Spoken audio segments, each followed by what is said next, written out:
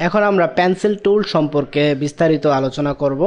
Pencil টুল দিয়ে কিভাবে বিভিন্ন ধরনের ফ্রিলি আর্টওয়ার্ক তৈরি করা যেতে পারে বা বিভিন্ন ধরনের পাথ তৈরি করা যেতে পারে তা দেখব।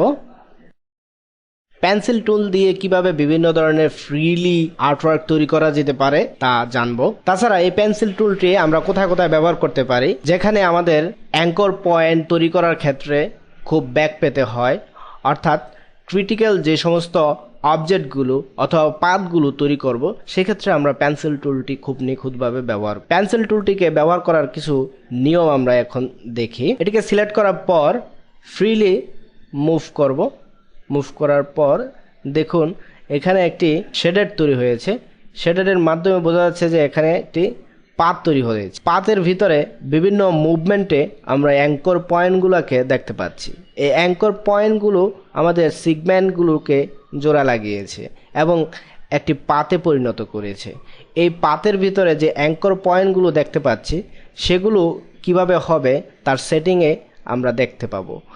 এই অ্যাঙ্কর পয়েন্টটিকে আরও ক্লিয়ারলি স্মুথ অ্যাঙ্কর পয়েন্ট হিসেবে যদি তৈরি করতে যাই, সেক্ষেত্রে আমাদের এর ভিতরে স্মুথ টুল ব্যবহার করতে হবে, অথবা পেন্সিল টুলটি সিলেক্টেড অবস্থায় আমরা অল্টার প্রেস করে সেটিকে ইনিশিয়ালাইজ করতে পারি স্মুথ টুলটির। যেমন এক্ষেত্রে এর স্মুথনেস বৃদ্ধির জন্য অ্যাঙ্কর পয়েন্টটিকে এভাবে ব্রেকআপ করিয়ে নিতে পারি।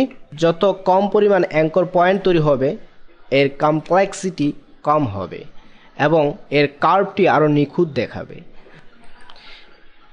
এবার মনে করি এই পাত্রীর ক্ষেত্রে আমরা কিছু পরিবর্তন আনব।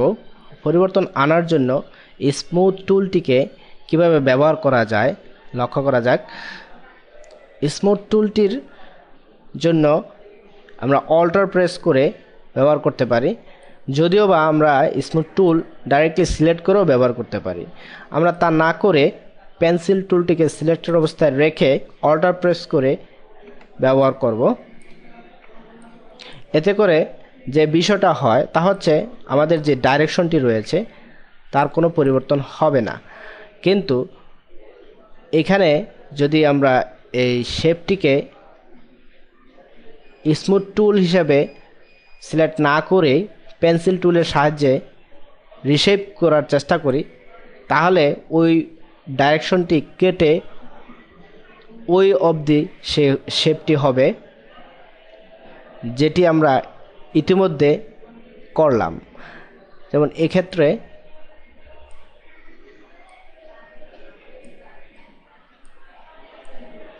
এবং স্মুথ শেপের ক্ষেত্রে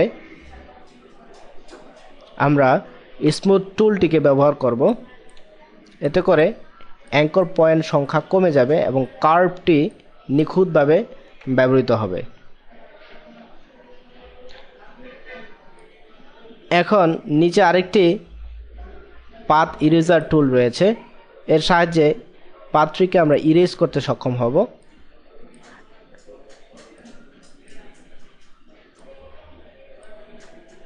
এইভাবে বিভিন্ন ধরনের পাথগুলোকে ইরেজ করব, যতটুকু প্রয়োজন আমরা তা নেব।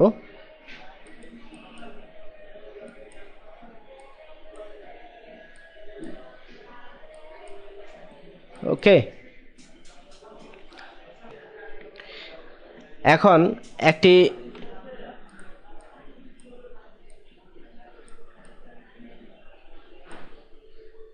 পাতের ক্ষেত্রে মনে করি তৈরি করার পর এখন জোড়া লাগাবো। কিভাবে তা জোড়া লাগাবো তার জন্য কয়েকটি উপায় রয়েছে। এটিকে আগে সিলেক্ট করে নেব। সিলেক্ট করার পর এখানে যে পেন্সিল টুলটি আছে, এই পেন্সিল টুলটি আমরা এর ইন্ডিং পয়েন্টে আনব। দেখুন ইন্ডিং পয়েন্টে আনলে পেন্সিল টুলের সাথে যেই ক্রস সাইনটি রয়েছে সেটি চলে যাচ্ছে, অর্থাৎ এরিয়াটা হচ্ছে এন্ডিং পয়েন্টের। এবং এখান থেকে কন্ট্রোল প্লাস, এখান থেকে ড্রাগ এবং কন্ট্রোল প্রেস করে স্টার্টিং যে পয়েন্টটি সেখানে ছেড়ে দেব। দেখুন আমাদের এই ক্ষেত্রে যেই লাইনটি দিয়ে ক্লোজ পাথ তৈরি হয়েছে সেটি নিচের ক্ষেত্রে এবং উপরেরটির ক্ষেত্রে জোড়া লেগে গেছে। এবং আবার যদি করি,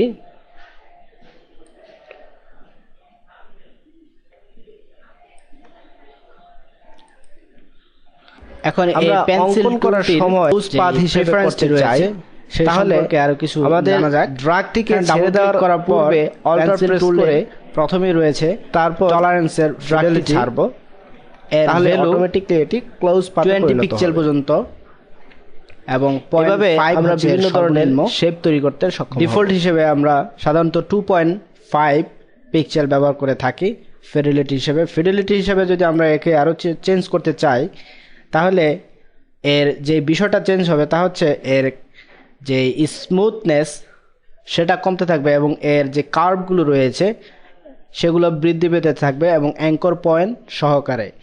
যদি স্মুথনেস 0 থেকে 100% এর ভিতরে যে কোনো মান ব্যবহার করা হোক না কেন, সেই ক্ষেত্রে এর স্মুথনেস বাড়তে থাকবে, অর্থাৎ কার্ভ ঠিক থাকবে এবং অ্যাঙ্কর পয়েন্টগুলো কমতে থাকবে। নিচে রয়েছে অপশনসের ফিল নিউ পেন্সিল স্ট্রোক, তারপর রয়েছে কিপ সিলেক্টেড, অর্থাৎ আমরা পেন্সিল দিয়ে কোনো লাইন তৈরি করার পর এটি সিলেক্টেড থাকবে কি থাকবে না তা এখান থেকে নির্ধারণ করে দিতে হবে। এডিট সিলেক্টেড পাথ, এটিকে সিলেক্ট করার পর এর পিক্সেল সংখ্যা দিয়ে দিতে হয়, কারণ হচ্ছে আমরা এই পাথের কতটুকু সামনাসামনি গেলে পরে এটি এডিটেড হবে, অর্থাৎ পেন্সিল টুলটির সাথে যে ক্রস সাইনটি দেখতে পাচ্ছি সেটি কত পিক্সেল এর সামনাসামনি গেলে পরে এটি দেখা যাবে না, অর্থাৎ এডিটেড অবস্থায় দেখা যাবে, সেটির জন্য এখানে পিক্সেল সেটিং করে দিতে হবে।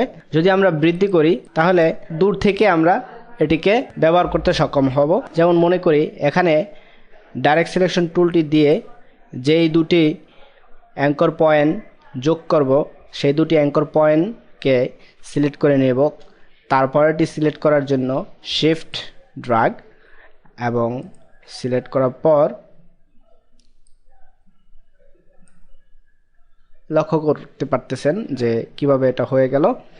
এভাবে আমরা এর প্রিফারেন্সগুলোকে পরিবর্তন করে ব্যবহার করতে সক্ষম হব।